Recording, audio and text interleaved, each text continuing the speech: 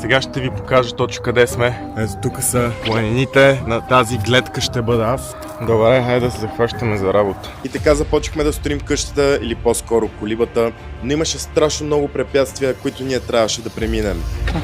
Почти е право. О! Ще го видя първата.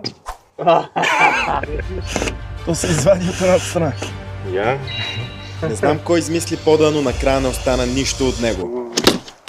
Е, там пукна. Да не си срежа маратонката. И какво сега да го удара просто? Не. Механик! Лечи си, че ги знам работите реално. Не тук бе, нали там правим? Яко криво. Малко фугата не пасва нещо. Не съм го срязал правилно ли?